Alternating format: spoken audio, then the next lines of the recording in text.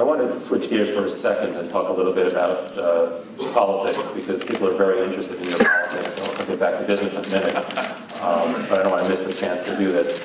A couple of issues. One is, if you could just be explicit about what you see the role of a political position that you have on your newspapers and on Fox. What do you think is the appropriate role for you to project your political views within the media? Just talk about that. Talk about balance versus political position. How much of your political viewpoint should be in the coverage of your... Well, I think in newspapers it should be absolutely a matter of freedom of speech and your editorials.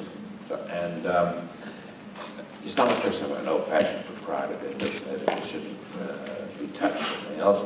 You know, if you take that and you get a bad editor, well, you've got to get a new editor, and you start getting hurt.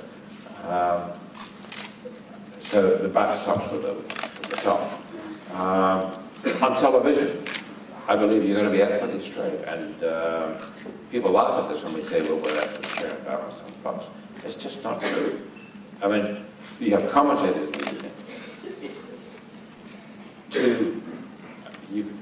O'Reilly is thought to be very conservative. In fact, he's more populist, I would say. Anything else, you see him attacking the Republicans all the time.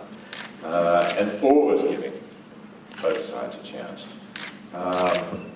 Hannity is undoubtedly an intellectual conservative point of view, there's no doubt about that, and very popular. And then you have Guido Cassandra, who is at heart a liberal, discussing social issues, court cases, and so on. I'd say it's pretty balanced. And no one can tell me that the European report is 6 o'clock at night. All those sort of hour shows before and after that on news on any bias.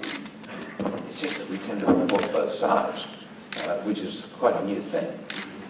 There's certainly a perception that the liberals who are brought on the show are kind of stereotypical, you know, are selected to be as unappealing as possible. I certainly read that point of view.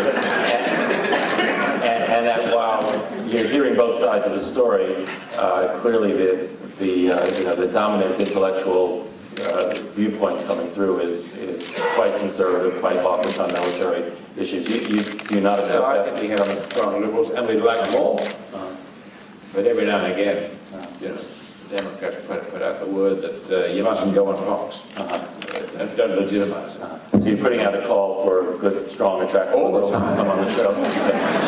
Half the people in Fox News are out there trying to put people. Okay. And what about the New York Post, just to stay on that subject for a minute? There's certainly a perception in New York that the New York Post comes at a lot of its news stories from a much more conservative perspective than at least any of the competing media. Do you accept that? Oh, yes. Oh, that question. And do you think that's reflected? I think the New York Times is outrageously biased. And how do you read the page one any day? You must see the agenda clearly, which you won't see in the Post. Because the Post puts out pages, one of his aimed self-pages. But as you get into them, as you read the editorials and the columns, they're pretty conservative, certainly. And we think that's pretty good. That's good. People can take their choice. They don't have to bias. So if you had an editor of the Post who had a less conservative position, you'd be okay with that because of freedom of expression, or you'd say, look, this is a Murdoch paper and I want the editorial position to be more conservative? Yeah. I often disagree with Stephen in the Post and the editorials. But that's okay. You know, we're broadly in alignment, my thinking on it. There's a lot of people who appreciate it.